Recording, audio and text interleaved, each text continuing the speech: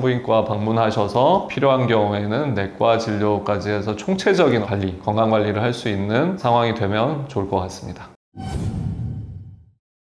최근에 또 아주 재밌는 연구 결과가 나온 것 같습니다. 그래서 JAMA라고 하는 굉장히 이제 유명한 의학 논문 저널인데, 거기에서 고혈압 약을 복용 중인 여성의 자궁근종 발생률 위험이 더 낮은 것으로 나타났다라고 발표를 했습니다. 아시겠지만 고혈압은 이제 만성 질환, 보통 이제 중년 이상이 되면은 많이 생기는데 요즘은 연령이 더 낮아지고 있죠. 그리고 옛날에는 140에 90 이상을 이제 고혈압으로 봤는데, 이제 그 전 단계, 그러니까 이제 혈압이 130 이상, 아래 혈압은 85 이상만 돼도 주의를 기울여야 되는 그런 단계로 본다고 합니다. 근데 이제 이런 고혈압은 사실은 혈관에 부담을 주는 거죠. 우리 온몸은 혈관으로 이루어져 있지 않습니까? 혈관을 통해서 혈액이 산소와 영양분을 공급하고 노폐물과 이산화탄소를 받아가지고 이렇게 이제 오는 건데, 굉장히 이제 그 생명을 유지하는 데 중요한 역할을 하죠. 이 혈관과 혈액이. 혈액 순환이 잘 돼야 되는 것입니다. 근데 고혈압, 그러니까 결국은 혈압이 높아지는 건데, 쉽게 얘기하면 그 혈관 벽에 압력이 세지는 거죠. 그러면 그 혈관 내피세포에 이제 손상을 주게 됩니다. 그러면 혈관이 손상이 되면 모든 조직은 혈관으로 이루어져 있는데 결국은 그 조직에 영향을 주게 되는 거죠. 근종에 그걸 적용을 시키면 원래 정상적인 자궁 근육층에 분포하는 혈관들, 그게 이제 그 자궁 근육 세포에 영양분과 산소를 주고 노폐물을 받아오는데, 그런 이제 정상적인 근육 세포에 손상이 생기는 거죠. 그래서 비정상적인 근육이 생기게 되는 것이 바로 근종이라고 그렇게 이제 말씀을 드릴 수가 있겠습니다. 그래서 고혈압과 질환, 쉽게 우리가 그 연관성을 생각했지만 이제는 그 자궁 근종에 대한 그 영향도 아마 이 논문을 통해서 조금 연구가 이제 입증이 된 게 아닌가 이렇게 이제 생각이 듭니다.